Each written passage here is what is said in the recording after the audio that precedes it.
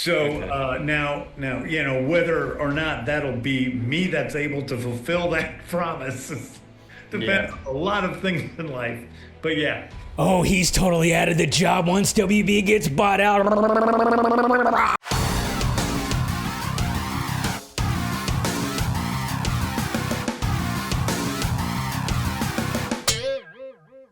Time for some DCU news. Or should I say, James Gunn YouTube channel tour.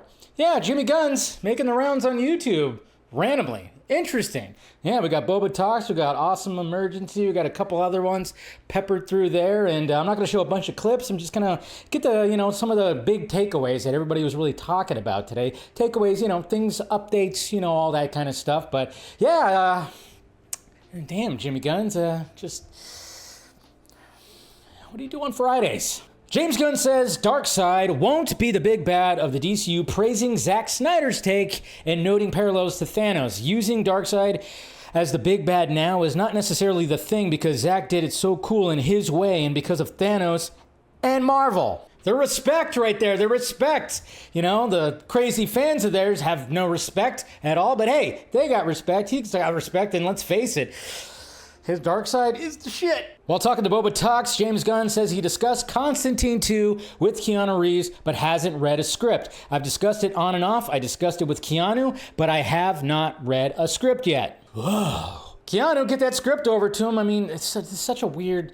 Constantine 2 is just like a weird thing because we just heard that Keanu's finally got a good script when we heard he wasn't happy with the previous scripts. And then now Jimmy Gunn's is going hey, I haven't seen a script yet. What are we doing here, Keanu? So I'm kind of going is it going to happen? Is it not? I mean, they need some more DC Elseworlds projects, right? James Gunn confirms The Brave and the Bold hasn't cast its Batman yet, and the story has undergone major changes since the film was first announced. Is it going to be Damian Robin or not? That's the question. Is it going to actually be Damian Robin? It sounds like it's undergone major changes. Major? That seems like a pretty major one, and it just kind of makes you think a little bit. And I'm telling you, the whole Batman DCU thing is just that's the hardest one to crack, I think, because it's Batman, and the fact that there's been numerous Batmen and stories and costumes and worlds and all that kind of stuff. And he even talked about the Arkham series that was once supposed to be Matt Reeves' universe, and then it was going to be the DCU, and Matt Reeves was going to produce, and then he said it just didn't work. It just didn't work, which is good. I'm glad that when things aren't working, he just kind of puts it to bed. Then, of course, people go, oh, geez, it didn't work for him. How dare he? Again, he's the co-CEO of DC Studios. And speaking of Batman Brave and the Bold, the director...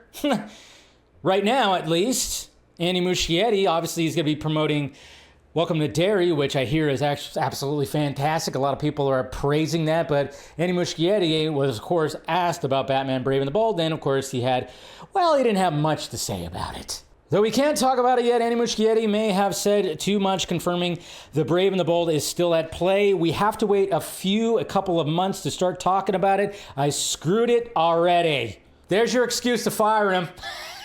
Just kidding. I'm actually, again, I know people are like, it's the same guy who did The Flash. I'm like, yeah, but it's also the same guy who did the It movies that were pretty good, and apparently this series is pretty good. So if you could take that level of darkness and kind of like a horror element and apply it to this Batman a little bit, hey, it could work out. Yeah, The Flash was a little bit of a debacle, even though I enjoyed it.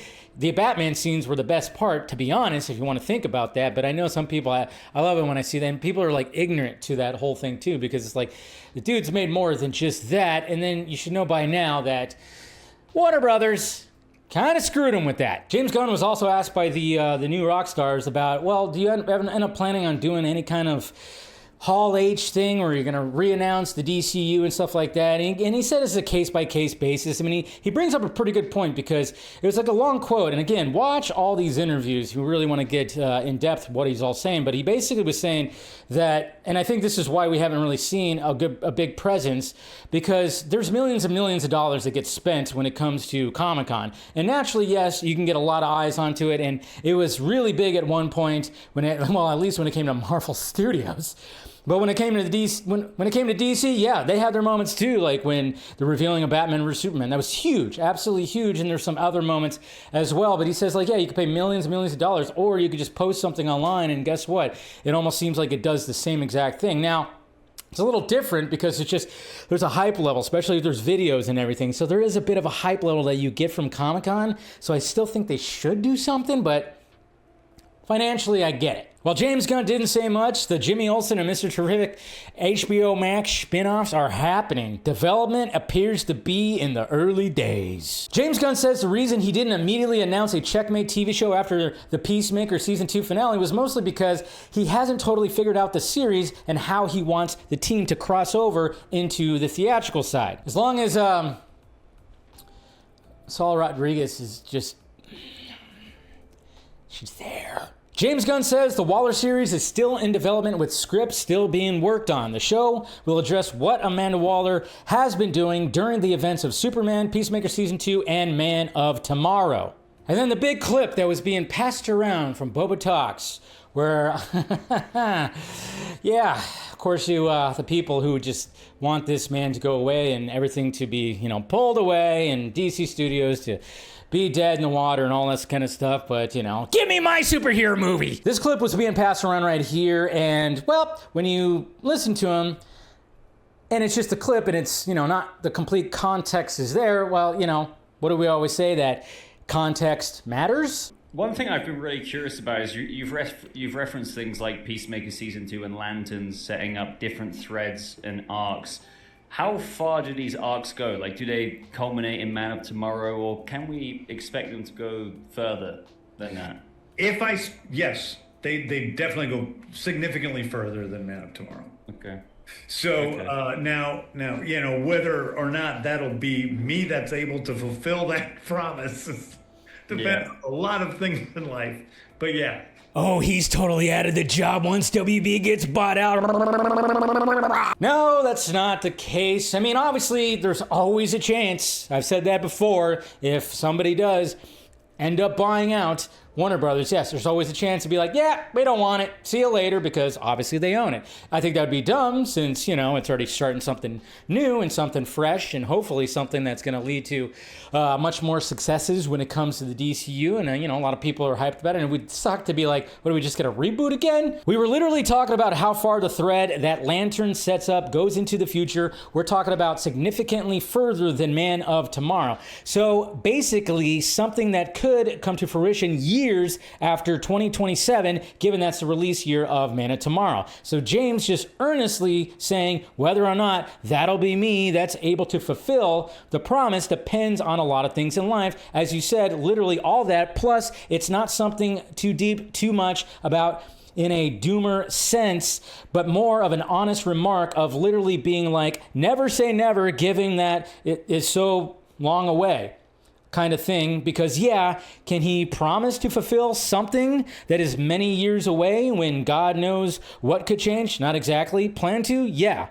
But there's no need for anyone to be so doomer posty about it, but obviously we all know why that happens too. Because the crazy side of the fandom that is all about artistic integrity and all about freedom of the creator to do whatever, they don't want that for James Gunn. They absolutely don't want that for James Gunn. We want that for, but not this guy. We don't want it for this guy. All that stuff that we were fighting for when it came to Snyder. Yeah, we don't want it for this guy. Yeah, I think it's going to be okay, but who knows? Again, things could happen. There's no 0% chance that he could be out of the gig if Universal buys him, if Paramount buys him. Just whoever buys him might just be like, no, we don't want it, sorry, and he could be out of the gig. But it's not going to prevent him from stopping to plan for the future, and that's perfectly fine, and good on Jimmy Guns for answering all that stuff. And then, like I said, check out all those interviews if you want to get a more in-depth interview instead of just listen to me ramble for, I don't know how long this video is going to be.